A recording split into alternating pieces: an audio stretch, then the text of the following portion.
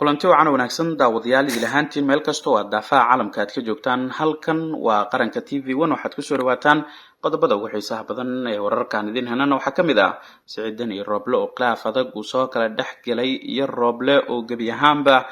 dhabarjab siyaasadeed oo xoogan ay ka soo wajihi doonaan maamulada Puntland iyo Jubbaland. Dowladda Shiinaha oo ballanqaad cusub u sameysay dowladda federaalka ah ee Soomaaliya xilli magaalada Muqdisho ay ku kulmeen mas'uuliyiin ka socota labada dowladood. Somaliland oo dowladda federaalka Soomaaliya uga digtay waxa ay ugu yeertay faragelinta arrimaheeda. Shir looga hadlay arrimaha ammaanka oo ka qabsoomay magaalada Boosaaso ee xarunta ganacsiga u ah maamulka Puntland. intaas waxay ahaayeen qaar ka mid ah qodobada aan idinku soo tabin doono inta aynu ku guda jirno baahinta warka qaranka TV1 haddii aad nagu cusubtiin subscribe inoo saara oo ka mid noqda saaxiibada ku xiran wararka warbixinada muuqaalada haddii jaarsada joogtadana halkan aynu ugu soo baahino noqo daawadaha ugu horeeya ee xogaha wararkeena. daawada qodob walba warkan ka mid ah aragtidaada ayaad ka soo dhiiban kartaa qaybta hoose commentigan inoogu reeb waataynu ku bilowno. madaxweynaha maamulka Puntland Siciid Cabdilaahi Dani iyo ra'iisul wasaaraha xilgaarsiinta Maxamed Xuseen Rooble ayaa waxaa soo kala dhex galay khilaaf adag waxaana Rooble uu dhabarjab siyaasadeed oo xoogan uu ka wajihi doonaa maamulada Puntland iyo sidoo kale Jubbaland. sidoo xaqiijin ila muhiim ah oo ku sugan madaxtooyada maamulka Puntland waxa khilaafkii ugu adkaa uu soo kala dhex galay madaxweynaha maamulka Puntland Siciid Cabdilaahi Dani iyo ra'iisul wasaaraha xilgaarsiinta Soomaaliya Maxamed Xuseen Rooble. waxa uu salka ku hayaa Rooble xubno uu doonayay inay ka mid noqdaan baarlamaanka 11aad ee golaha shacabka oo ay deegaan doorashadu tahay maamulka Puntland balse Siciid Cabdilaahi Dani uu ku soo adkeeyay xubnahaasi.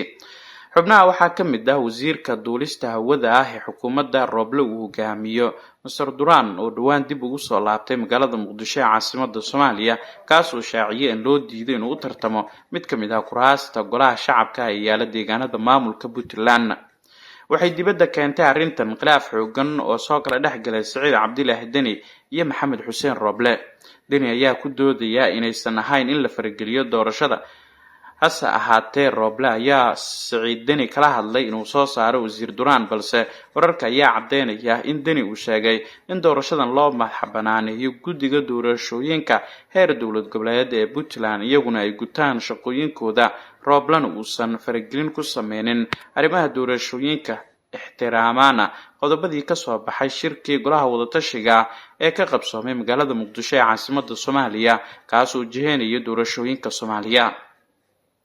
Maxamed Xuseen Rooble iyo sidoo kale Siciid Cabdilaahi Dani ayaa la sheegay in wada hadal qadka telefoonka ah ay yeesheen isfaham waa uu soo kala dhex galay iyaga oo waliba khilaafkooda uu cirka isku sii shareeray waxna labada dhinac isku goodiyeen in dhinac walba dhinac kale uu qaadi doono tallaabo. waxaase tallaabooyinka dhinacyadan ay qaadayaan la sheegay in tallaabada ugu adag dhibaatada ugu weyn ay ka soo wajihi karto khilaafkan ra'iisul wasaaraha Soomaaliya Maxamed Xuseen Rooble. Dani ayaa durbaba waxa uu qadka telefoonka uu kula xiriiray madaxweynaha maamulka Jubbaland Axmed Maxamed Islaam Axmed Madoobe iyagoo ku ballamay inay soo saari doonaan war-saxaafadeed si wada jir ah oo ay ku cambaareynayaan Maxamed Xuseen Rooble kuna sheegayaan in Rooble faragelin uu ku hayo arrimaha doorashooyinka. waxaana Siciid Cabdilaahi Dani uu markan wadaa olole kale oo uu ku doonayo in madaxda maamul goboleedyada dalka uu taageero xoogan uu ka helo si Rooble xubnaha uu daneynayo ee golihiisa wasiirada ka midka ah ee xildhibaanada golaha shacabka baarlamaanka 11aad inay ka mid noqdaan loo curyaamiyo qorshahaasi. Rooble ayaa xubno ka mid ah golihiisa wasiirada waxa uu dusha uga riixayaa sidii ay awood xoogan ugu yeelan lahaayeen baarlamaanka 11aad ee soo socda ee iminkan doorashadiisa lagu howlan yahay. khilaafka Dani iyo waa khilaafka ra'iisul wasaare Rooble iyo sidoo kale Siciid Cabdilaahi Dani ayaan la ogeyn saameynta gaarka ah ee arrimaha doorashooyinka uu ku yeelan karo inkastoo uusan dibadda u soo ifbixin khilaafkan. waxaase wararku ay sheegayaan in ay keeni karto in dibadda uu soo baxo khilaafkan marka Madoobe iyo sidoo kale Dani ay soo saaraan bayaan xoogan oo ay kaga hadlayaan faragelin ay sheegayaan in Rooble uu ku hayo arrimaha doorashooyinka. markan haddii aynu eegnana dowladda federaalka ah ee Soomaaliya iyo Shiinaha ayaa waxa ay Muqdisho ay ku yeesheen kulan gaar ah iyadoo dowladda Shiinaha Soomaaliya u ballan qaaday taageero xoogan. wasiirka arrimaha dibadda iskaashiga caalamiga ah ee Soomaaliya Cabdi Siciid Muuse ayaa maanta oo Khamiis ah waxa uu xarunta wasaaradda ku qaabilay danjiraha dowladda Jamhuuriyadda Shacbiga ee Shiinaha u fadhiya Soomaaliya oo booqasho ugu yimid. wasiirka iyo danjiraha ayaa ka wada hadlay xoojinta xiriirka taariikhiga ah ee ka dhaxeeya jamhuuriyadaha federaalka ah iyo dowladda tan Shiinaha ah ee dhinacyada siyaasadda, amniga, la dagaalanka argagixisada, horumarinta dhaqaalaha iyo arrimaha gobolka Geeska Afrika ku qotoma. sidoo kale waxaa kulankan diiradda lagu saaray sidii ay dowladda Soomaaliya iyo dowladda Shiinaha ay ugu bilaabi lahaayeen mashaariic horumarineed oo laga fulinayo guud ahaan dalka, kuwaas oo qayb ka ah iskaashiga dhinacyada badan ee u dhaxeeya labada dal si loogu dhabeeyo himilooyinka qaranka ah ee labada shacab ee saaxiibka ah. danjiraha dowladda Shiinaha u fadhiya Soomaaliya ayaa tilmaamay in Soomaaliya u tahay saaxiib istiraatiiji ah, isagoo hoosta ka xariiqay in sida ay dowladda Shiinaha uga go'an tahay sii wadida taageerada ay u hayaan dowlad dhiska Soomaaliya, ixtiraamka midnimada iyo madaxbannaanida dowladda iyo shacabka Soomaaliyeed. dhanka kale wasiirka arrimaha dibadda iskaashiga caalamiga ah ayaa uga mahadceliyay dowladda Shiinaha taageerada iyo kaalinta ay ka qayb qaadanayso ilaalinta midnimada, ixtiraamka madaxbannaanida Jamhuuriyadda Federaalka ah ee Soomaaliya. dowladda Shiinaha ayaa ballan qaaday in dowladda federaalka ay ku garab istaagi doonaan fulinta mashaariic dhowr ah oo dalkan laga hirgelin doono, taas oo guulo wax ku ool u ah shacabka Soomaaliyeed oo ay si weyn uga faa'iidi karaan. Shiinaha ayaa waxay ahayd dowladda kaliya ee ka hor yimid in la farageliyo siyaasadda Soomaaliya kadib qorshe ay wadeen golaha ammaanka oo la xiriiray in ciidamo ka socda qaramada midoobay si toos ah loogu wareejiyo golaha ammaanka booska AMISOM, balse Shiinaha oo codka veto power-ka ku leh golaha ayaa si weyn uga hor yimid qorshahan. waxay soo xoojisay taageerada ay Soomaaliya Shiinaha ay siiyaan iyo garab istaagga Shiinaha ay u muujiyaan dowladda federaalka ah ee Soomaaliya. maamulka Somaliland ayaa shaaciyay in dowladda federaalka ah ee Soomaaliya uga digayaan faragelin ay sheegeen in arrimahooda ay ku hayaan. fadhiga 86aad ee golaha wasiirada Somaliland uu shir gudoominayay madaxweynaha maamulkaasi Muuse Biixi Cabdi kuna weheliyeen madaxweyne ku-xigeenkiisa maamulka Somaliland Cabdiraxmaan Cabdullaahi Ismaaciil Saylici.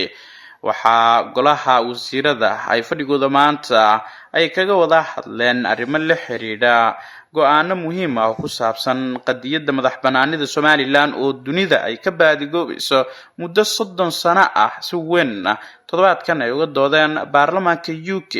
balse ilaa hadda aan haynin wax miro dhal ah oo la xiriira qadiyadda ay ku doodayaan oo ah inay kala dhantaalaan awoodda dowladnimada Soomaaliya iyo madaxbannaanida dalkeena. fadhiga golaha wasiirada Somaliland oo laga soo saaray go'aano lagu bogaadinayo dooda toddobaadka UK ay baarlamaankooda yeesheen, balse dowladda UK ay shaacisay inaysan go'aan ka gaari karin in Somaliland uu aqoonsato dal madax bannaan kadib cadaadis xooggan oo ay kala kulantay dowladda federaalka ah ee Soomaaliya. doodaas ayaana noqotay mid aan micno buuran ku salaysnayn, maadaama gabi ahaanba hankii ama qorshihii laga lahaa doodaas ay fashilantay.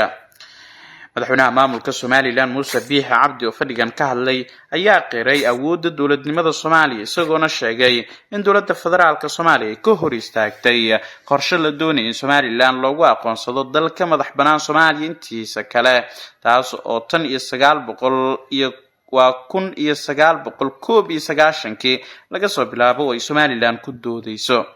Muuse Biixi ayaa sheegay waxa ugu yeeray faragelin in dowladda federaalka ay ku hayso taa oo la xiriirta amaba ka dhigan in dowladda federaalka ay si toos ah awood xooggan ugu leedahay howlaha maamulka Somaliland, iyadoo si toos ah Muqdisho uga maamulaysa amaba uga hagaysa Somaliland. madaxweyne Maxamed Cabdilaahi Farmaajo ayaa dowladdiisa ku guuleystay in gabi ahaanba laga soo xiro albaabada ictiraaf raadinta ah ee Somaliland ee dunida, waxaana lagu qasbay inay si toos ah u soo maraan hay'adaha daneynaya ee qaramada midoobay ka socda iyo kuwa kale ee NGO-ga ah magaalada Muqdisho oo fadhiga dowladda ah, kadibna ay uga soo gudbaan dhinaca deegaanada maamulka Somaliland ee Hargeysa. shir looga hadlayay amniga ayaa ka qabsoomay magaalada Boosaaso ee xarunta ganacsiga u ah maamulka Puntland. taliska qaybta booliiska gobolka Bari iyo taliska degmada Boosaaso iyo maamulka gobolka Bari. Saraakiil kale oo ka tirsan talisada kala duwan ee guud ahaan degmooyinka gobolkaasi ayaa maanta isugu yimid kulan looga hadlayay arrimaha ammaanka guud ahaan gobolka Bari. kulankan ayaa waxaa si weyn loogu gorfeeyay dardargelinta howlaha ammaanka gobolka Bari u diyaar garowga xaqiijinta amniga degmada Boosaaso oo kamid ah deegaanada loo asteeyay in doorashada golaha shacabka baarlamaanka federaalka Soomaaliya ay ka qabsoonto. gunaanadka kulankan ayaa la isku afgartay in la xoojiyo ammaanka, ciidamaduna ay bilaabaan howlgallo joogto ah iyaga oo bulshada Soomaaliyeed loogu baaqay ku sugan deegaanada gobolka Bari inay la shaqeeyaan laamaha ammaanka inta lagu guda jiro howlaha doorashooyinka. saaxiibada qiimaha badan wararkii ugu dambeeyay Soomaalida iyo caalamka ee channelkeena qaranka TV1 aad ka daawanayseen waa inaga inta aad ku mahadsantihiin daawashada warkan midkiisa xiinteena dib u kulmi doonaa qiyaarta qiimaha iyo qadarinta naga mudan. waxa aan idinkaga tegaynaa sidaas iyo nabadgelyo.